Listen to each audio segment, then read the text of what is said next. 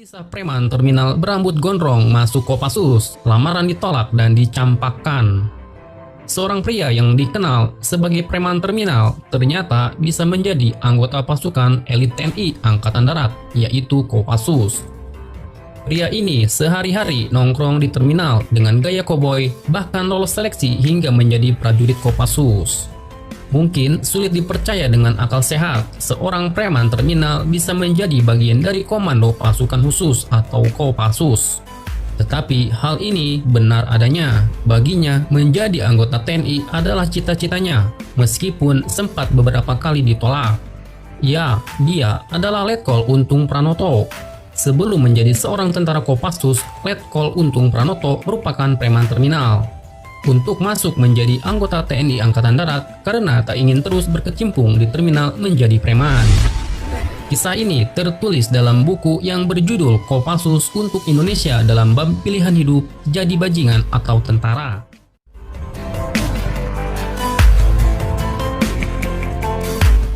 Kisah ini awalnya Untung merupakan seorang preman terminal yang kemudian melamar menjadi anggota TNI. Sehari-hari, Untung nongkrong di terminal bus dengan penampilannya yang garang, hanya memakai kaos singlet, rambut panjang, dan sepatunya boots ala koboi.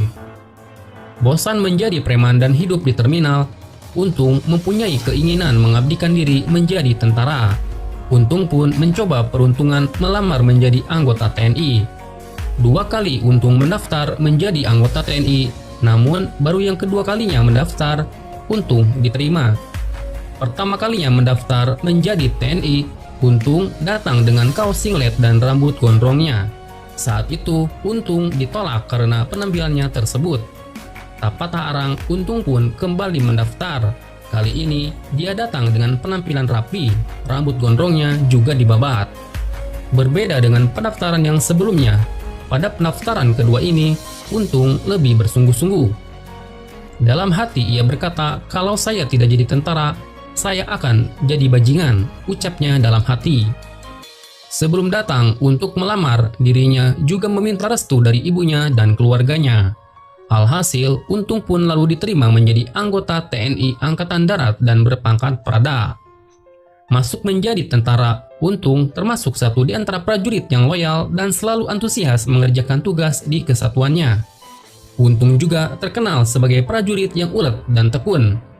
Karir Untung Pranoto di Kesatuan Angkatan Darat terus menanjak sampai akhirnya terpilih masuk dalam satuan elit TNI di Angkatan Darat, yaitu Kopassus. Karena keuletannya tersebut, Untung pun kemudian dipilih menjadi prajurit Kopassus.